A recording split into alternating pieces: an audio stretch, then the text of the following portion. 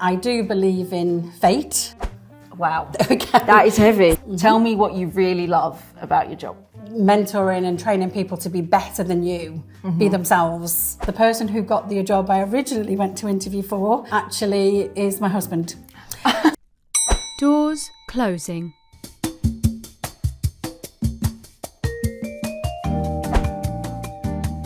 Welcome to the 13th floor. Stuck in a Lift HQ. Good morning, guys. So we have just arrived in Wales to speak with the amazing Helen Roberts from Global One Partners. Good morning, how are you? Morning, Alice. Nice introduction, thank you.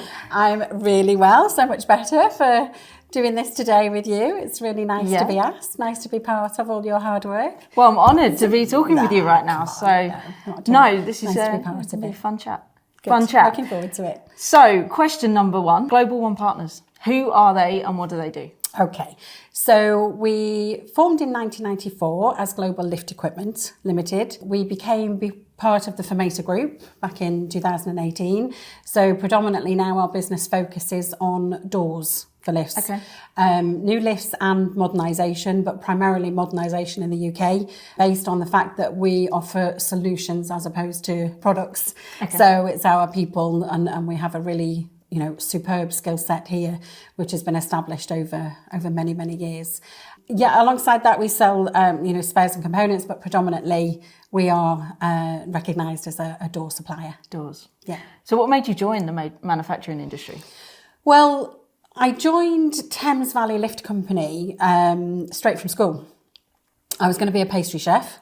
Totally different. Had my place booked in catering college, and the local careers officer at the time came into school, promoting Thames Valley YTS, which is the equivalent of apprentices today, youth training scheme, £25 a week. I thought, that sounds good. My brother worked at Thames Valley at the time in the factory, so I knew it was a good company. So I had an interview and I didn't get the job. So I was like, okay, carry on, still going to college. And then the last week of school, I got a call to go back and I was offered the position of trainee receptionist. And I do believe in fate and that you can't control your path, because the person who got the job I originally went to interview for actually is my husband. So we went for the same interview and I got called back. And so thanks to Bob Deavy, starting Thames Valley up in Flint, not only did he give me my career, but my paths crossed. So that's how my family life was formed. Started. So yes. And then from Thames Valley, joined, Bob started Global. So I came across as Global. So yeah. I just want to go back to the pastry chef. Mm-hmm. Where did that come from? Just an interest really growing up, mum, auntie, the whole really big, not that they did it professionally at all, just it was always baking, and it was something I enjoyed and I was good at, and I thought, I could do that. And mum wasn't very happy when I came home and said, no, I'm starting work on Monday. I've decided I'm not going to college now. So I went straight from a few O levels at 16 and straight over to work. What's your favourite thing to bake? I'd say something like choux pastry, something a bit challenging. Okay.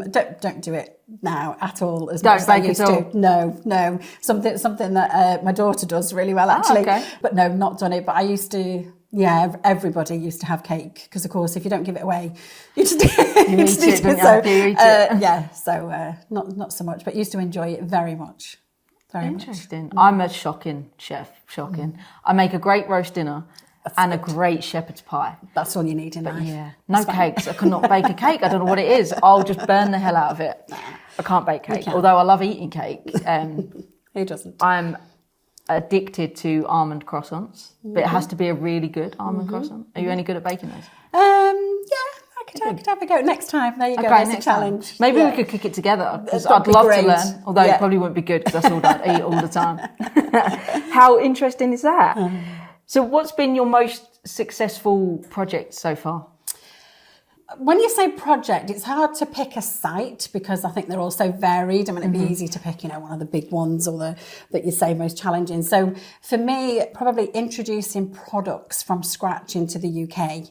Again, Formator are worldwide leaders in their field. I mean, we have sort of 15 factories, 1,800 people, but they took an idea with us for products just for the UK market. So we have products like Robusta, Platinum, Sovereign, and to take that from a piece of paper concept to design, manufacture, approval, introduction into the market, into specs, into lift companies recognising it, that I think is testimony to the teams here in the UK and in Spain. And a lot of customers, consultants, other peripheral suppliers all had their sort of, back to your ingredients, I guess, with your cake, everyone had something to give. And it makes us really proud. So you're going to show us some of those products in a minute, which is going to be great. Yeah, but how did that idea even come onto paper? I think it was something, again, one of the original founders, Greg Bladen, he's very much, an engineer. Yeah. And products are all about longevity, life cycle, and giving the customer what they need. And it was clear we were growing and growing. Interestingly, we were Fermata's first distributor outside of Spain back in 1995. And now to think that they've grown, worldwide, it's nice that we can still hold that mantle. And basically, we convinced them that for the UK market, if you want to succeed and we want to succeed, we have to design new product because you have to give customers what they want and not what necessarily just what you have. So very market driven. I think it was very much we knew we wanted to grow, and to do that we had to have product. So perfect. Target Lifts are proud to sponsor the Stuck in a Lift podcast in partnership with Blacks Productions, offering fantastic job opportunities with full training and support to build a career in the lift industry. Target Lifts are always aiming higher. Okay, so what is this? Okay, so this is our Robusta door operator, one of the products that we say we took from zero design, through bringing it to market. So quite exciting. One of the things you'll hear time and time again for Global One partners is the right door for the right application.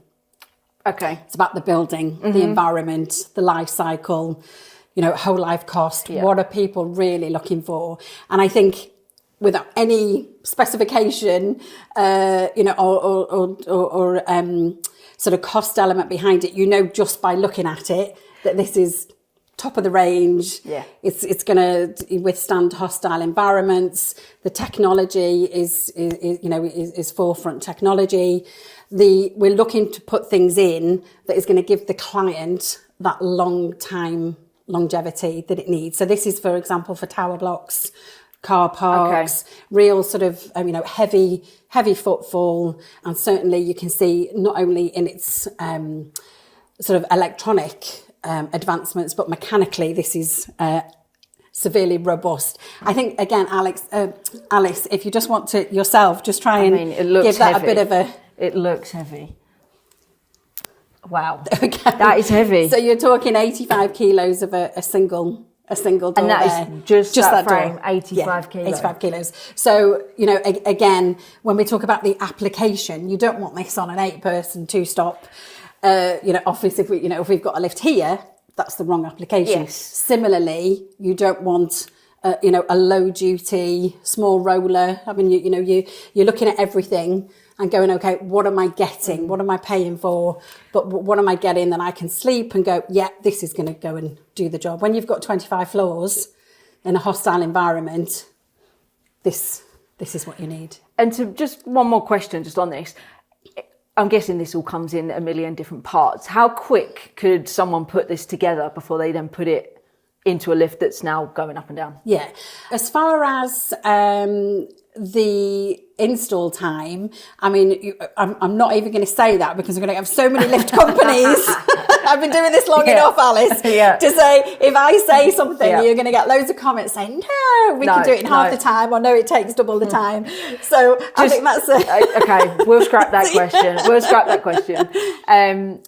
Certainly, from our point of view, it's all manufactured as a one-stop shop. Yeah. And we're looking at, if it's a standard door, you're looking at no more than sort of 8 weeks. So it's not a massive turnaround, delivery time. So. No, that's good. That's good. Well, thank you for sharing that with me. Target Lift's project and construction team pride themselves on offering a detailed design solution to find the best long-term modernisation package for your lift. Communication and full collaboration with their customers is pivotal to ensure all requirements are delivered. They know budget and time restraints can often be key factors on any investment. Rest assured, they can provide complete satisfaction and meet all agreed specifications due to the experience of their passionate project team. Visit targetliftlimited.co.uk to view the project page to see some recent case studies.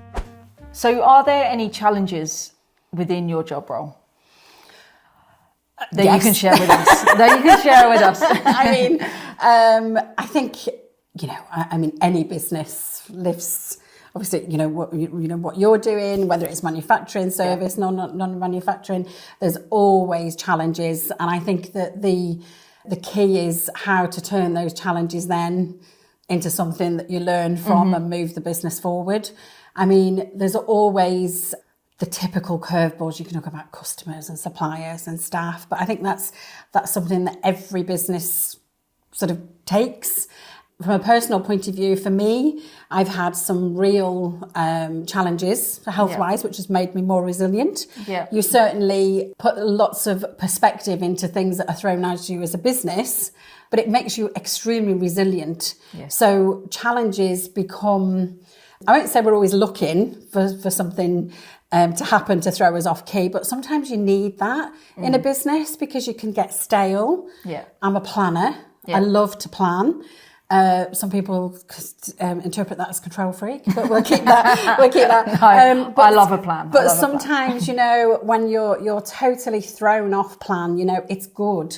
And people see challenges. Sometimes they see the word as a negative, but challenges, they can be wonderful. I think if we're honest, we've all sort of, had that job where you go, yeah, and then you go, oh gosh. And like I say, even, from the design point of view, it was not easy at all. And there was times where you think, 10 steps forward and 20 back kind of thing. But challenge is good. And I think it's important from people in any leadership position is to let people know that they're never on their own.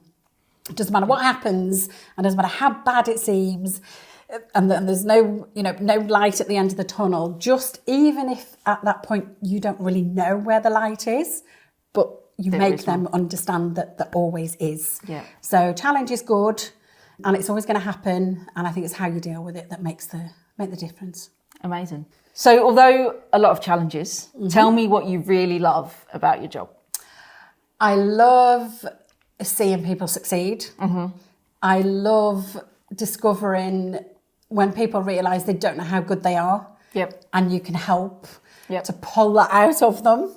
And then when they see, and then they obviously grow, and obviously, mentoring and training people to be better than you, be themselves, because it is hard, in a company like ours where, obviously it's a, relatively small business, and we've grown and grown and grown, and there's always a certain way, but seeing people now put their own stamp on that and take Global One partners to the next level is an absolute joy.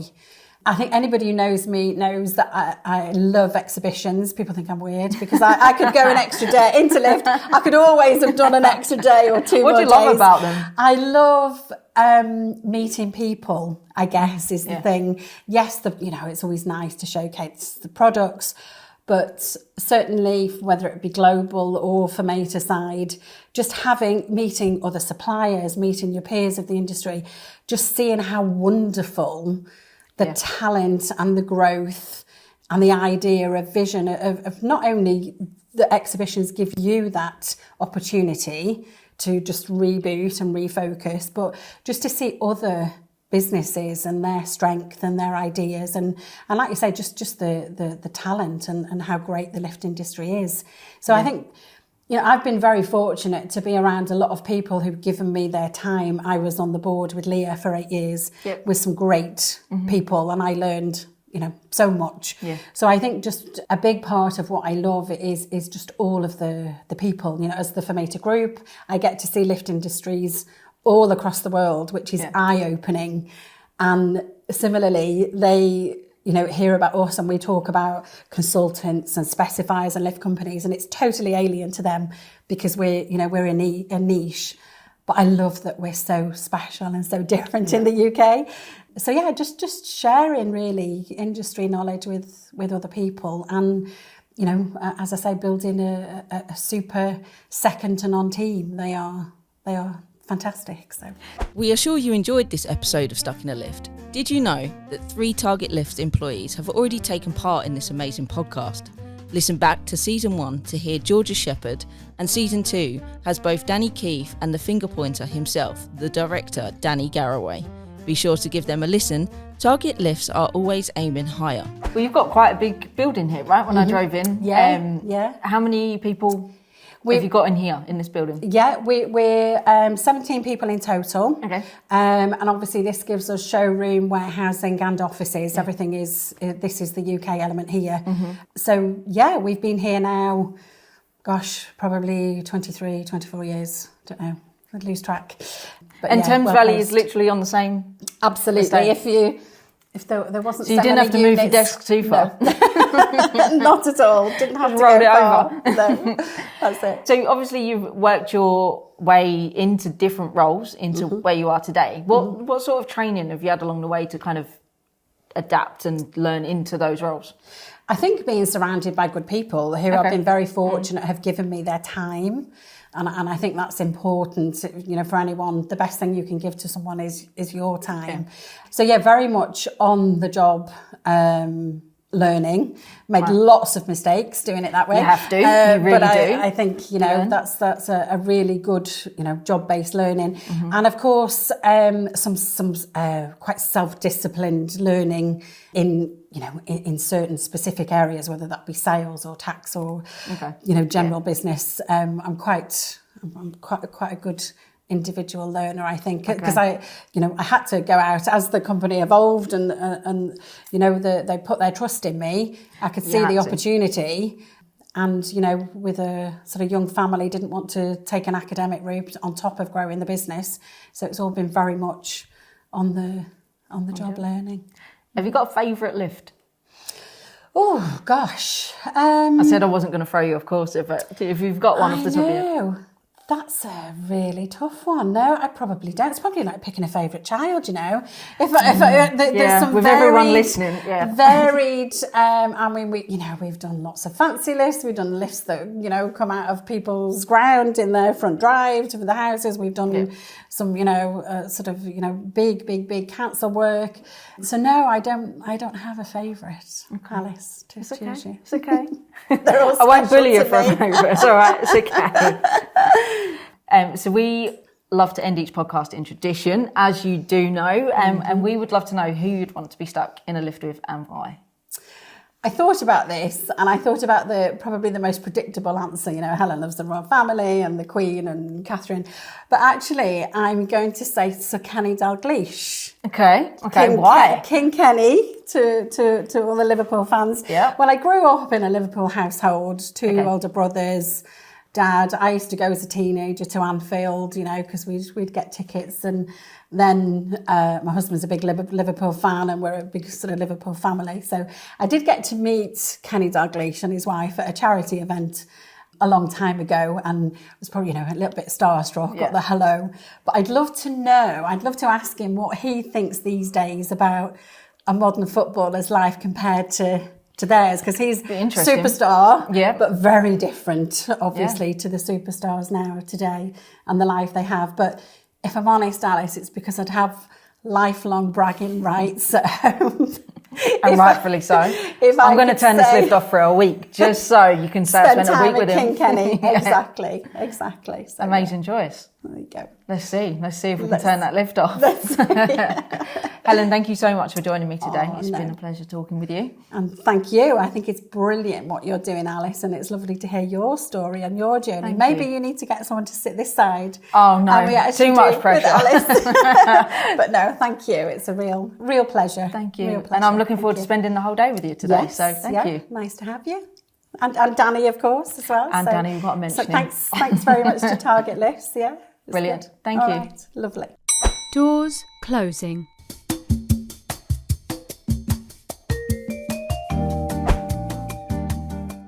have safety at the forefront of everything that we do. Which you must. The most important thing for us is our reputation. Okay, I've learnt to listen. Robots aren't taking over anytime soon, are they? Not here, no, because I wouldn't be able to turn it on.